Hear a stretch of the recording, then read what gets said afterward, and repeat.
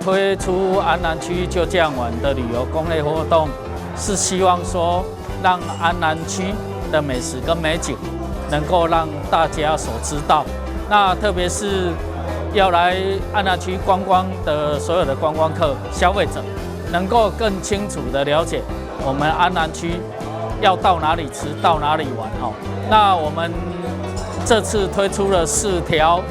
路线，可以说包括了整个安南区的全部啊哈，包含东边到西边，从我们的市区到海边都有哈。那我们知道安南区有很多海鲜的食材，那也有所谓米其林的手艺所以呢欢迎大家能够到安南区。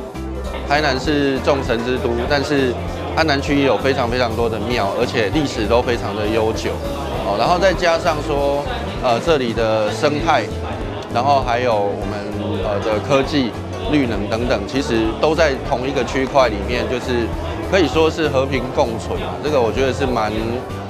难得一见的。像市草绿色隧道，也就是国内外很多游客来到安南区一定会去的地点。然后再加上像最近即将也要迎来的这个鹿耳门圣母庙的这个就是烟火那也都是每年都吸引非常多的游客啦然后再加上它周边有非常多几十年起跳的这一些就是传统老店，就是小吃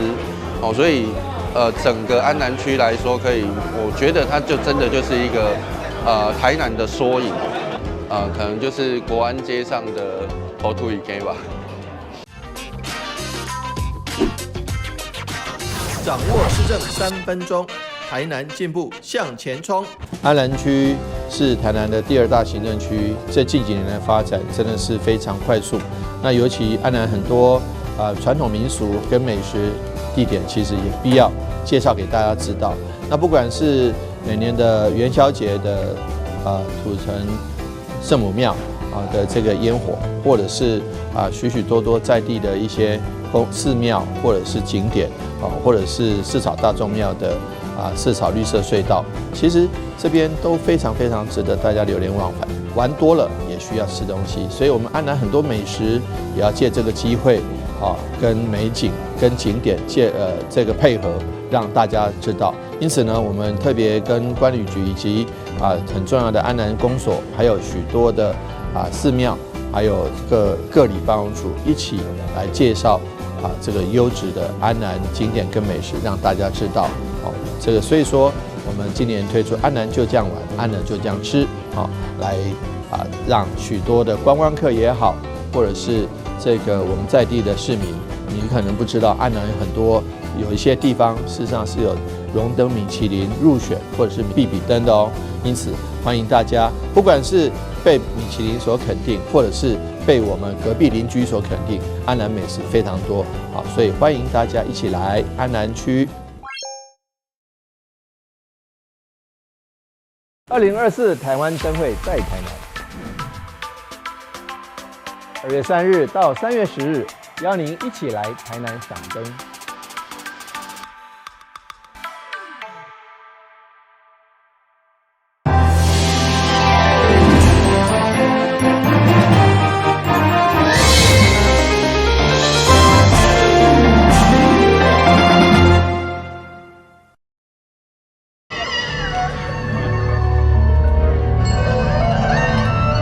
这22公尺悬的2024台湾灯会主点拢来台湾，造型灵感来自台南大天后宫头前的石跳飞龙，非常气派。也阁有人为无同的角度来看这只龙，我觉得蛮像在丢球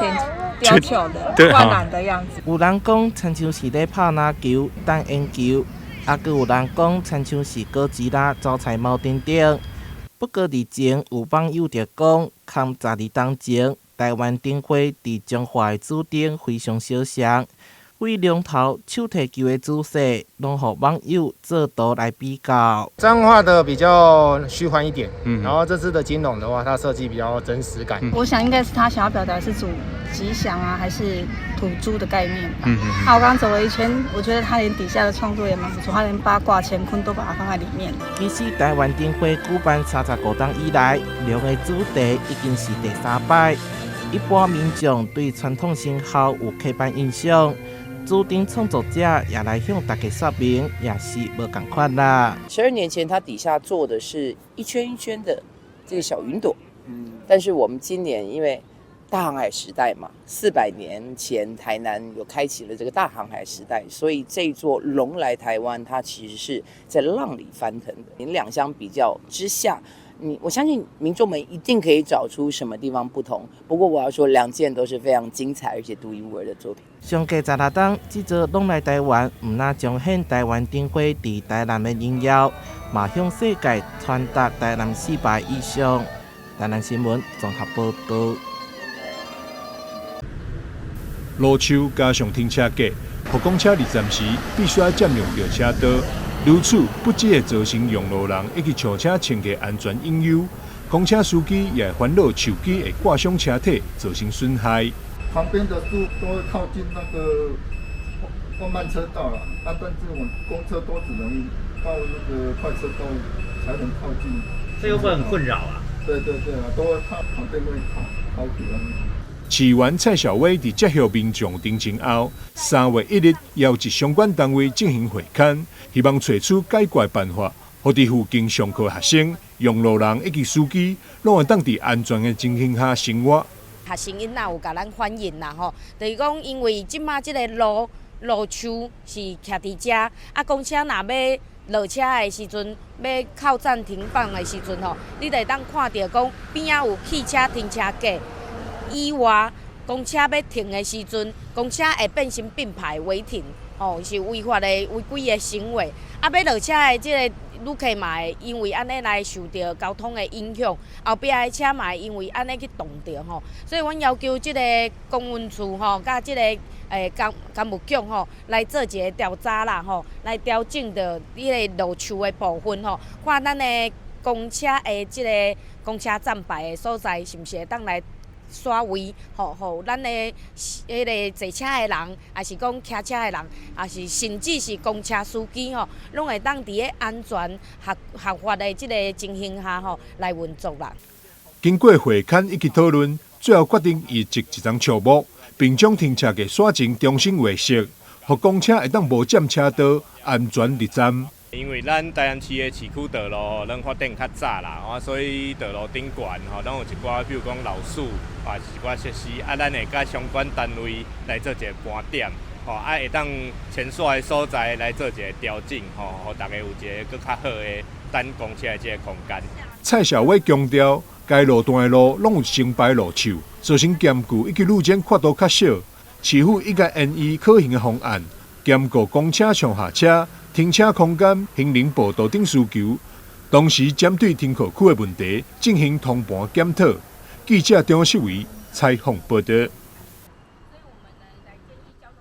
为伫桂林国公街真无险邦的路上所成立的新长者日间照顾机构，不过因的服务却真无简单。因为每一天社工甲照顾人员都爱准备餐点，也安排各种无同的训练课程。甚至是针对每一位学员个别化完整的服务计划。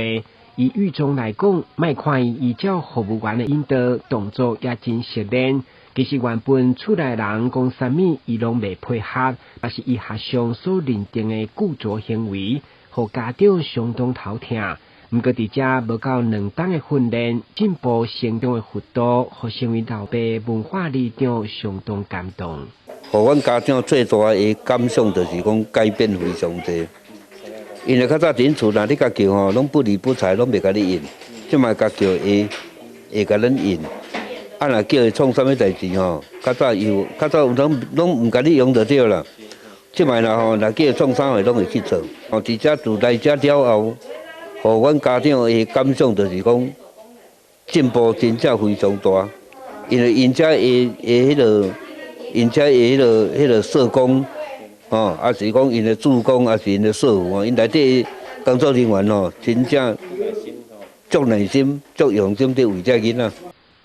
除了狱中的成长值得分享，也有脑性麻痹的父亲伫不断训练加强骹腿的肌肉力量以后，嘛对原本拢翘骨，现在腰已经当徛直，相对嘛较自信。让他们能够逐渐的去适应社区的生活，那他们能力有办法逐渐的去提升。那但我们不能够说硬性要求说，他们一定能够跟我们一般的社区大众都一模一样。但是我觉得他们的努力应该是要被看见的。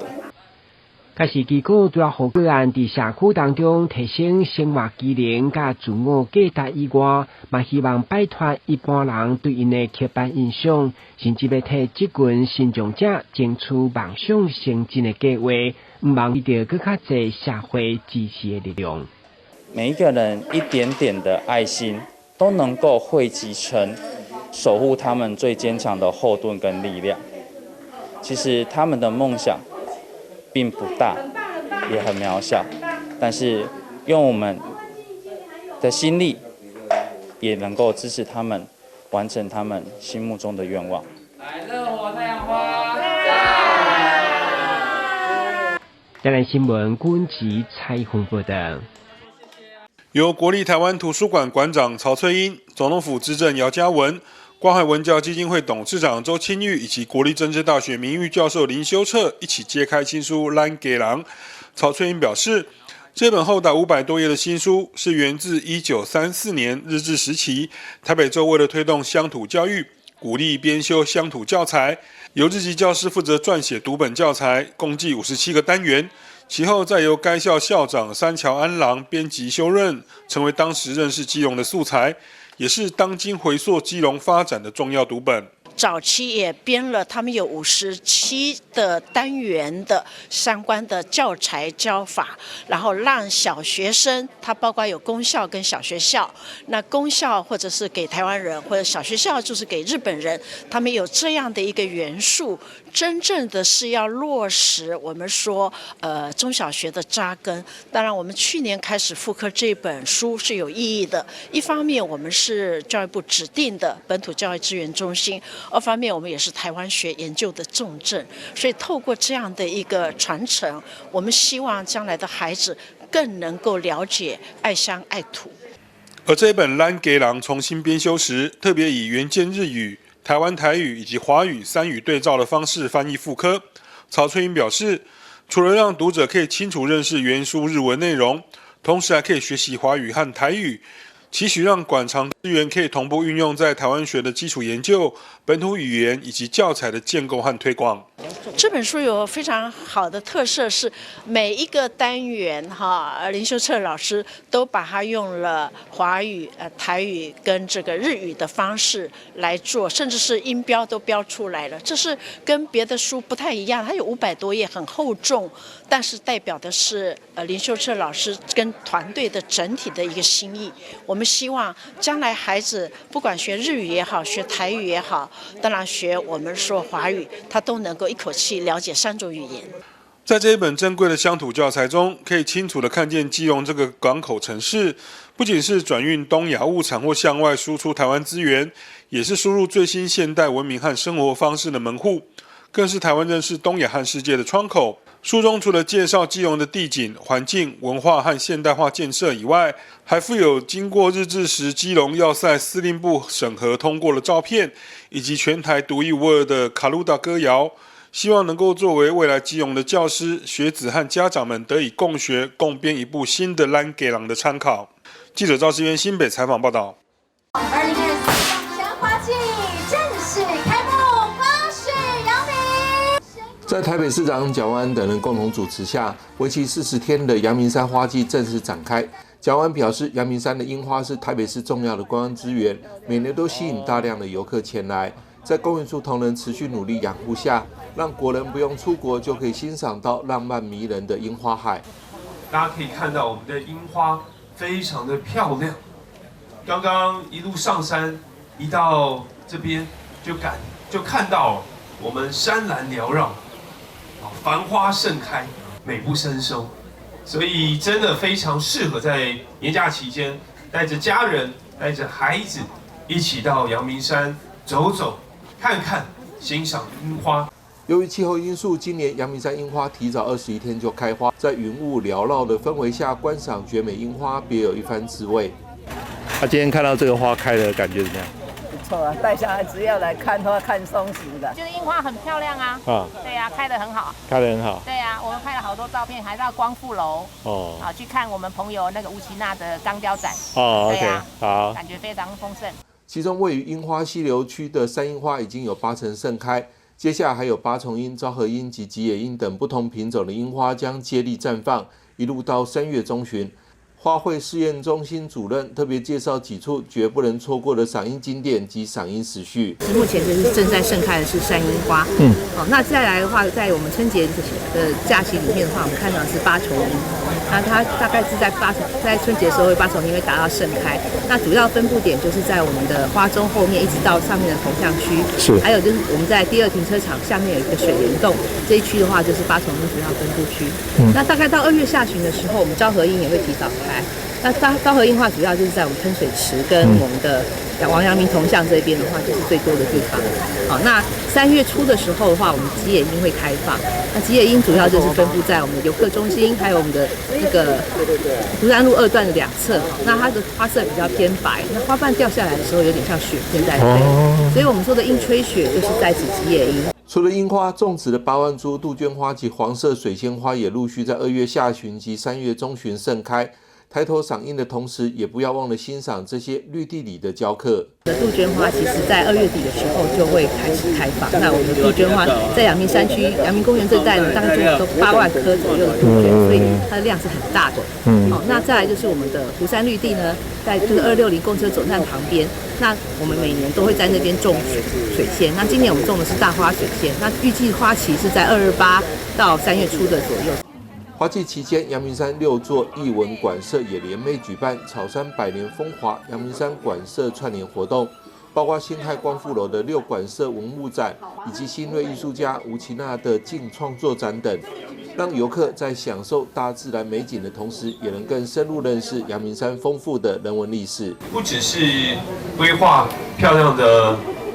花，我们其实也结合附近很多的历史建筑，还有包括馆舍。我们就跟旁边的光复楼有合作，在2楼有一个艺文展览区，所以我们结合周边几个，包括中山楼、包括阳明书，还有包括华冈图书馆等等，在2楼大家可以赏花完，然后再到光复楼去看看一些艺术作品。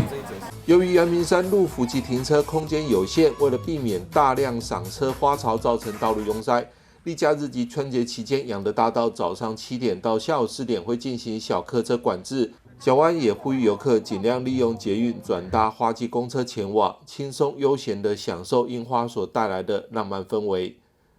记者张启腾台北报道。新北市三峡区公所后方种植了数十株山樱花，每年2月到3月都是赏花的好时机。目前即将进入盛开期，想就近赏樱的民众不必远赴深山。三峡区长施玉祥表示，欢迎市民朋友们来到三峡公所后方的小径欣赏樱花。目前山樱花已经将进入盛开，吉野樱则会在3月开始开花。好，那我们这边我们现在看到这边很多樱花开得很漂亮的这是在我们公所的后面，这个我们也。这个美称为樱花街了虽然说不是非常多，但呢也有30-40棵的樱花。那尤其在过年这时候盛开最漂亮。那我们的民众来这边，我们三峡老街来逛街的话就可以这个顺便走这个我们的樱花道这樱花大概可以开到3月多欢迎我们所有的民众来我们三峡老街来逛街，然后顺便可以欣赏的樱花。在樱花廊道的尾端就是热闹的三峡老街。施玉祥说，欢迎民众来公所赏樱之后，再来到三峡老街逛街踏青，欣赏自然美景之余，也感受老街的人文风情。那我们三峡老街是保存了很多非常棒的以前的历史建筑包括我们的这个红砖这个拱门，然后是巴洛克的风格。那实际上大家如果仔细看的话，我们还留了很多的这个牌楼，以前是三峡老街是很重要的染布坊。那还有留一些蓝的这个堂号还在这里边，那我们在老街的附近哈，在公所的对面，我们还有这个我们的蓝染这个体验，民众可以来这边体验这个蓝染的文化。如果说我们时间可以再拉长一点点，我们在我们三峡族人的山区也有很多，沿路上都有很多樱花在盛开，那也有很多的茶叶可以品尝，可以购买。我们每年我们这边的山樱花大概都是过年期间开，然后民众来的话都会看到这里很漂亮，尤其逛完老街、祖师庙之外，然后都会在这边再欣赏一下我们的樱花，在这边摆拍。然后樱花现在还会吸引一些绿袖眼。会有绿袖眼来，然后等它在结果的时候，因为我们这边都是山樱花，然后目前都山樱花跟八重樱比较多，所以再过一阵子结果的时候又是绿袖眼很多，然后也有很多人为了拍鸟会来这边拍绿袖眼，然后大家逛完老街就在这边休息，都非常漂亮。这边也是往北拍照的一个地方，也是我们过年期间是除了老街祖师庙之外，还有一个很重要的一个民众驻足的地方，这样子。随着冬天即将进入尾声，各地的樱花陆续绽放，三峡小径的樱花就临近在三峡老街一旁，赏樱花、吃美食，感受自然美景与历史古迹交织的独特体验。欢迎市民朋友们把握花季前来。记者李根基新北采访报道。新北市秀水里在议员金瑞荣的争取下，日前完成住户墙面彩绘工程。秀水里长陈炳南表示，本次彩绘选用新北市最具代表性的茶花作为主角，再融入综合代表色天空蓝，辅以土黄色及绿色构成整面的彩绘，横跨3楼的巨大彩绘墙面命名为天空之城。首先谢谢我们金瑞荣议员帮忙争取我们这个我们大人街20巷25弄1号这边的彩绘墙。因为这住户1、2、3、4楼他们的那个防水层啊，他们是全部重新施作才会来拜托炳南说炳南再来拜托金瑞荣议员说，看看能不能拨个经费给我们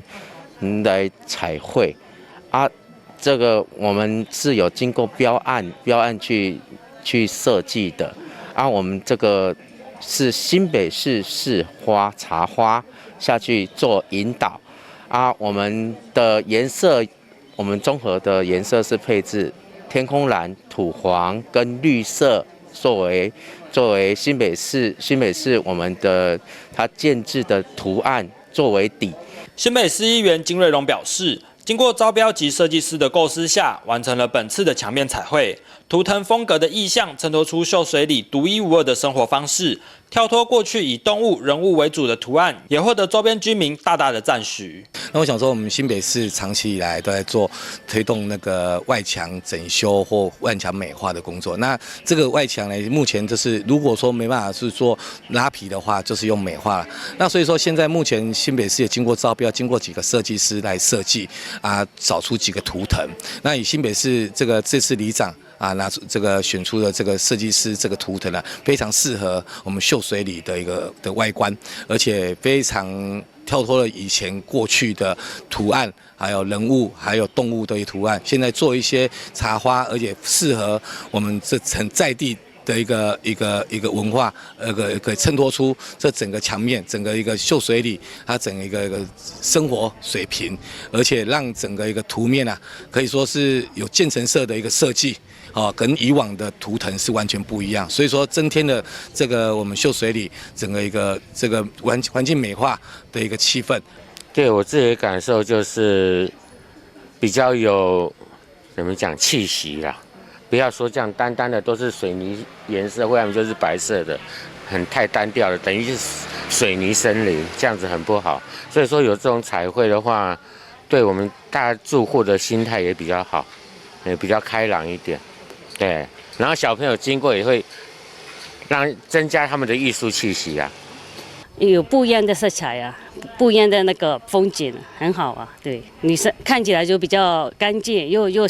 新的社区一样，改变很大。里长陈炳南表示，若民众到周边市场买完菜，不妨可以过来秀水里天空之城。图腾化的全新彩绘造型独特，是拍照打卡、稍作休息的好去处。记者苏建明新北采访报道。